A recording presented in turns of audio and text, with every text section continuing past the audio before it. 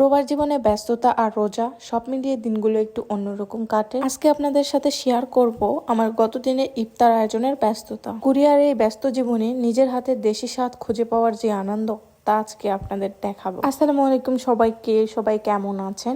আশা করি সবাই ভালো আছেন। আমরা আলহামদুলিল্লাহ অনেক ভালো আছি। যার সময়ের দিনগুলো অনেক আনন্দে কাটে, কারণ দিনের অর্ধেক সময় ইফতার বানাতে বানাতেই চলে যায়। দেশে থাকলে মনে হয় এই আনন্দটা আরো বেশি হতো, কারণ দেশে সব প্রিয় মানুষদের সাথে, পরিবারের আপনজনের সাথে ইফতার করার মজাটাই আলাদা। যাই হোক, গতকাল আমি অনেক আইটেমই করেছিলাম ইফতারে। বুন্দিয়া, জিলেপি, পেঁয়াজি, গরুর ভুড়ি ভুনা, আরো অনেক কিছুই করেছিলাম। অনেকেই আমাকে জিজ্ঞেস করেন কোরিয়াতে এসব দেশি জিনিস পাই কোথায়। আসলে একটু খুঁজলেই সবকিছুই পাওয়া যায়। এই যে দেখতে পেলেন গরুর ভুড়ি, এটা পরিষ্কার করা আর কাটা যে কতটা ধৈর্যের কাজ, যারা করে তারাই জানে। কিন্তু আমাকে পরিষ্কার করা লাগে না, এটা পরিষ্কার করাই থাকে, শুধু আমার ধৈর্য ধরে একটু কাটা লাগে। এগুলো কষ্টের কাজ হলেও খেতে কিন্তু অনেক মজা লাগে। আপনাদের কার কার গরুর ভুড়ি পছন্দের? আমার তো অনেক মজা লাগে এটা। প্রবাসে আমরা যারা থাকি তাদের কাছে ইফতার মানে শুধু খাবার নয়, এটা একটা আবেগ। একা হাতে বুন্দিয়া, জিলেপি, পেঁয়াজি, সেমাই রান্না, বুট রান্না, সবকিছু মিলিয়ে আমার রান্নাঘরটা যেমন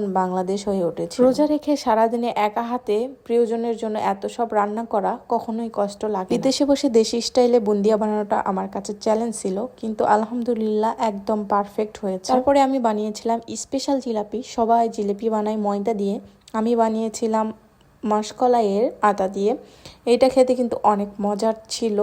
এগুলো আটা আমার মা বাংলাদেশ থেকে পাঠাইছিল অনেক আগে, বাসায় ছিল, তো ভাবলাম একটু বানাই দেখি কেমন হয়। ছোট ছোট রান্না বান্নাগুলো সবকিছু মার কাছ থেকে শিখেছি দেখে দেখে। অনেক আপুরাই আমার কাছ থেকে এই জিলিপির রেসিপিটা চেয়েছেন, অবশ্যই তাদেরকে আমি এই জিলিপির রেসিপিটা দিব। তারপরে আমি বানিয়েছিলাম বুট পোলাও, সাদা বুট দিয়ে পোলাও।